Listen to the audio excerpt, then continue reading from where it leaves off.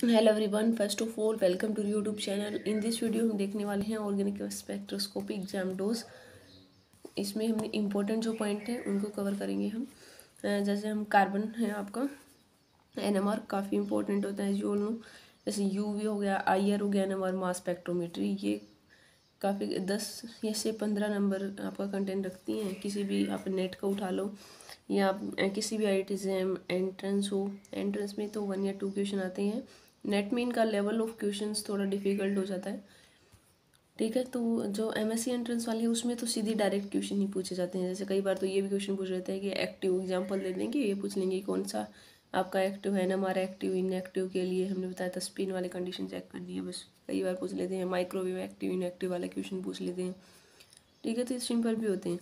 अब देखो एनएमआर है न्यूक्लियर मैग्नेटिक रेजोनेंस, वैसे हमने इसको ऑलरेडी भी डिस्कस किया हुआ है, आप वो भी देख सकते हो। अब हमने बताया था कि कोई भी न्यूक्लियर उसके 2 हो सकते हैं कि आई की वैल्यू या तो 0 हो या आपका नॉन जीरो। 0 है इसका मतलब इनएक्टिव है, इसकी स्पिन कोई चेंज नहीं हो रहा है। यहाँ पे एक्टिव है। एक्टिव आपके 2 टाइप के हो सकते हैं, या तो क्वाड्रोपोल या नॉन क्वाड्रोपोल। क्वाड्रोपोल्स में तो स्पिन होती है वो 1/2 से ज़्यादा होती है, नॉन क्वाड्रोपोल में इक्वल होती है। ये आप इस फॉर्म से देख सकते हो। ये आपने इससे भी आपके कई बार न्यूमेरिकल पूछे जाते हैं, जैसे V = गामा।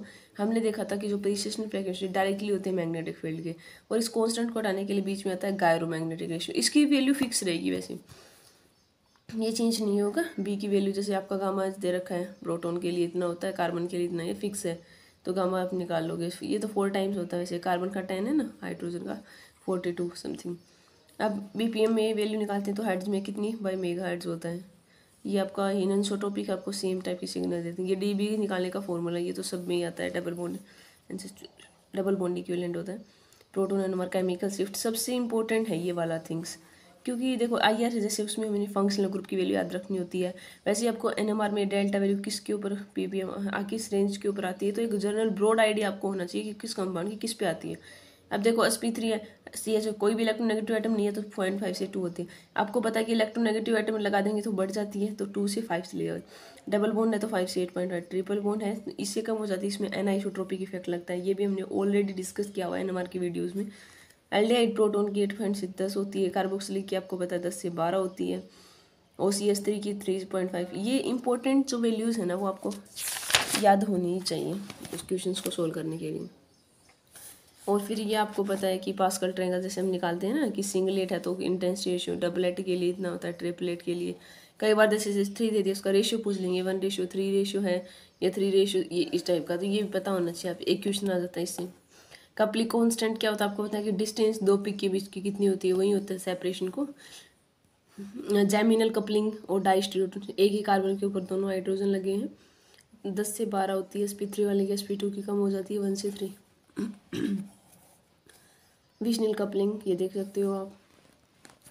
ये कार्पलस इक्वेशन से भी कई बार क्वेश्चन आ जाते हैं, जैसे ये इक्वेशन आपको पता होनी चाहिए।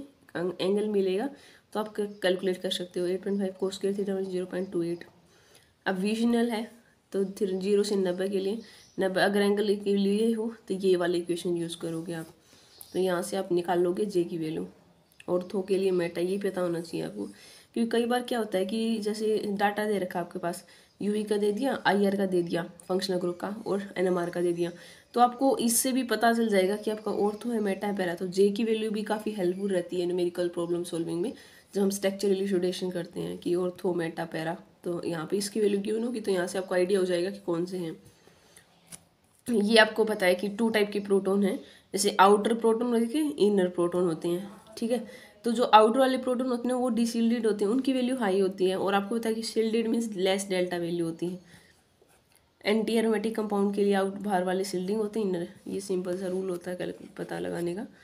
और ये प्रोटॉन एक्सचेंज अल्कोहल में अगर प्योर है, ये आपको पता है कि अच्छा है वो चेंज हो सकता है डी से ड्यूटेरियम वाला। ये हम उसको कम कैसे कर सकते हैं, टेम्परेचर को कम करके डाइल्यूट सोल्यूशन यूज़ करके, ये थिंग्स हैं। और ये है आपका अंडर द कंडीशनिंग रिलेटेड, तो वही है। ये तो हमने प्रोटॉन NMR था, ये 13C NMR के लिए है। तो देखो 13C NMR में ये वैल्यू आपको पता होनी चाहिए। एक बात ये है कि अगर आपने प्रोटॉन NMR कर लिया तो उसकी वैल्यू 4 टाइम्स कर देना आप। ठीक है, जैसे sp3 की 0.5 से 2 थी, देखो 10 से 40 होगी क्योंकि 4 गुना ज़्यादा होता है। तो 13C की वैल्यू से अगर वो आपको जर्नल याद है तो उसकी 4 टाइम्स कर देना। 10 टाइम्स आप इंक्रीज कर दोगे उसकी।